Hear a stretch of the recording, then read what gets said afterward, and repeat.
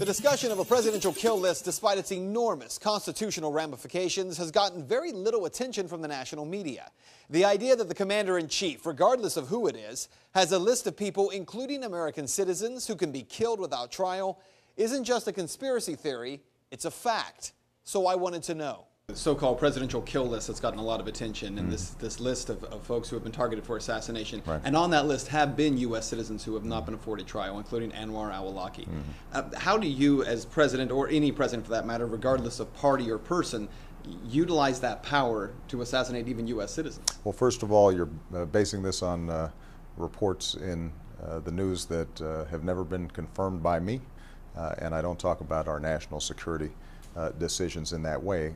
Well, what an answer. The president won't confirm that list, but he won't deny the list. Okay, but let's add another layer here, because that presidential kill list, it didn't just get out because of hard-nosed journalists breaking the story. It was leaked by the administration. In that two-shot, I nodded my head when the president said that he hadn't confirmed these reports, and that's true. So who has? Well, to the New York Times, William Daley, President Obama's chief of staff in 2011, talked openly about this kill list, saying the administration knew they couldn't simply just go on adding more names indefinitely. Dennis Blair, the director of national intelligence until he was fired in May of 2010, said the discussions inside the White House of long-term strategy against al-Qaeda were sidelined by intense focus on strikes of targets who were on that kill list. So on that first point, the president acted like this is something secretive that he's never commented on. But it is clear that members of his administration have no problem talking about the kill list to reporters. Maybe because those reporters have helped to frame the president as tough on terror. But there's more. More broadly, though, our goal has been to focus on al-Qaeda, to focus narrowly on those who would pose an imminent threat to the United States of America. And that's why it's not just bin Laden, but a whole tier of al-Qaeda leadership has been taken off the field. And that's part of what has allowed us to now begin to transition out of Afghanistan, to begin to bring our troops home. Again, what the president said here misses at least one important point.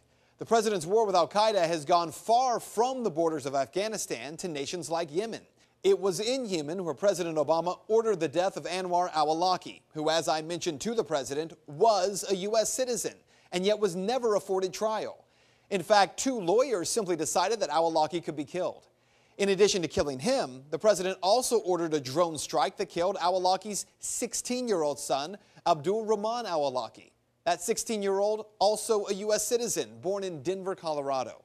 So for the president to make the argument that killing those U.S. citizens without due process in Yemen means the end to the Afghanistan war is simply disingenuous.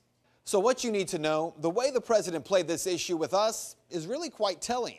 When questioned about the constitutionality of a president, any president, having the power to order the deaths of U.S. citizens, he claims that he's never said that he has a kill list and can't discuss it further.